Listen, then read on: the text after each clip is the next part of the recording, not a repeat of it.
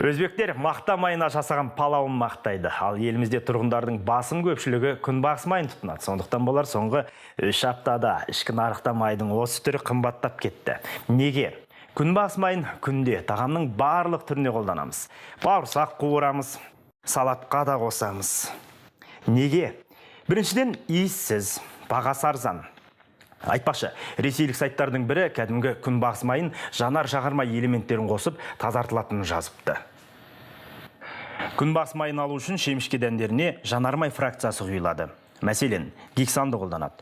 Ал шемішкеден май бөлініп шыққан соң гексан су бу арқылы тазартылып, қалдықтары сілтілердің көмегімен жойылады. Алайда, еріткіш қалдықтардың толықтай жойылып кетуі екі талай.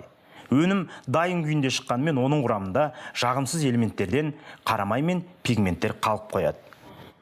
Бензинмен иіссіздендірілген күнбағыс майын 100 градус ыстықта, яғни көкөністі, ет өнімдерін қуырғанда ағзамызға қалай әсер ететінін ойлаудың өзі қорқынышты. Еліміздің бас диетологы Төрегелді Шарманов та сұйық майға жанар-жағармай қосып жібереді деп отыр.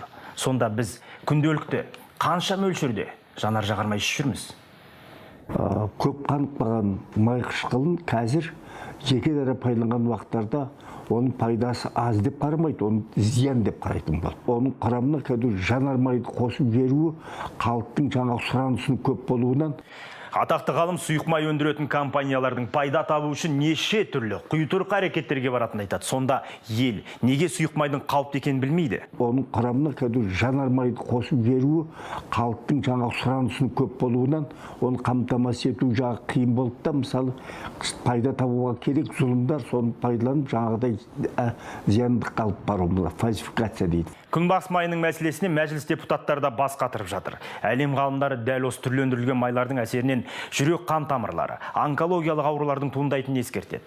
Мәжіліс депутаттары енді үкіметтен күнбағыс майын жасайтын компаниялар өнім ыдысының орамасында қоспалар туралы ақпараттың көрсетілуін талап еткен.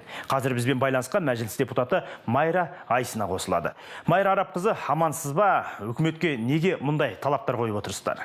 Саламатсыздар ма? Шынында да бұл мәселені көтеріп отырғанның себебі, өздеріңіз білесіздер, кейінгі кезде қазақстандықтардың денсаулығы төмендеп бара жатыр. Қан аурулары, жүрек аурулары,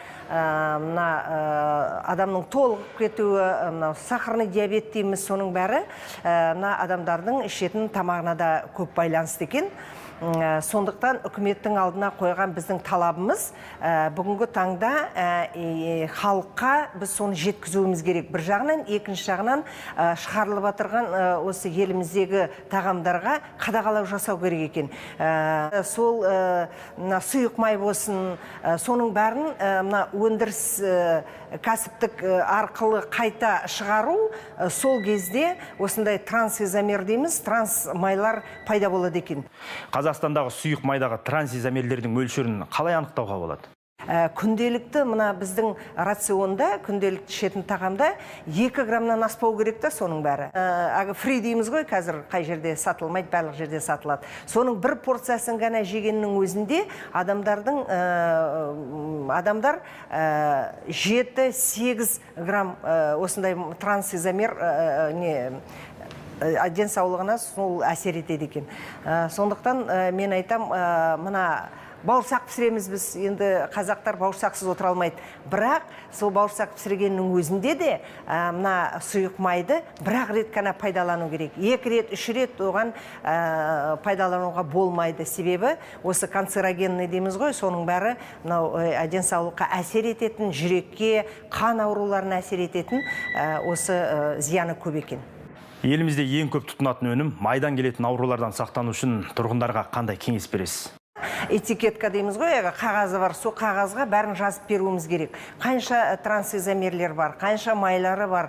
Сондықтан адам оны оқиды да өзі шешім қабылдайды керек. Біз енді қазір үкіметке жазғанда олардан жауап алдық. Біз айттық, техникалық регламент болу керек, біздің кәсіпкерлердің алдарына талап қою керек, және жауапкершіліктерін күшейту керек деп.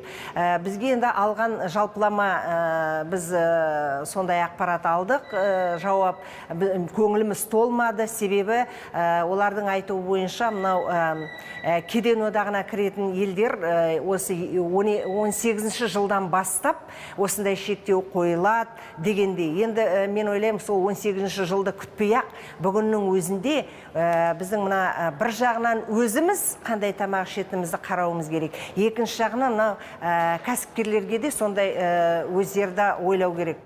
Ал өзіңіз осы сұйық майды тұтынасыз ба? Пайдаланған кезде де ептеп қана пайдаланамыз. Және енді мына халықты айту керек, шынында да мына сары май бар ғой, өзі үйде жасалатын сары май. Содан артығы жоқ екен.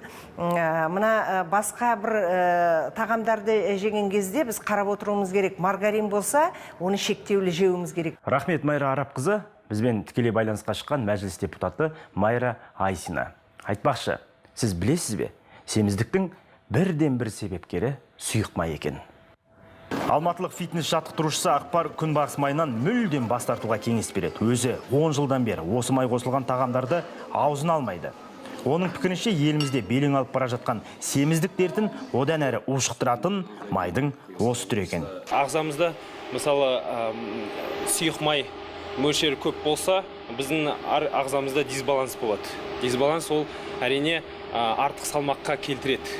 Спортшы дененің сымбаттылығын сақтау үшін жаттығу жасауға және табиғи өнімдер тұтынуға шақырады. Ал аспазшыларшы, олардың күнбағыс майынсыз ас пісірмейтінін білеміз. Және сіздің асхана, мейрамханаларда жеген тағамның бірнеше мәрте қуырылмағанына ешкім кепілдік бермейді. Бұл қазанда қуырылатын бауырсақтан бастап, өзге тағамдардың бәріне күнбағыс майы қосылады. Мейрамхана аспазшысы Айжан май бірнеше мәрте қыздырылғанда адамның асқазаны ғана емес, ағзада басқа да аурулардың бас көтеретінін айтады. Асқазан жолдарын, өт жолдарын бітеп тастайды. Сондықтан да біз бір-ақ рет қолданған сұйық майды мүлдем қолдануға жібермейміз. Кейбір асханаларда бір қолданған сұйық майды бірнеше рет қолданып жатқан естіп жатамыз. Ол өте зиян.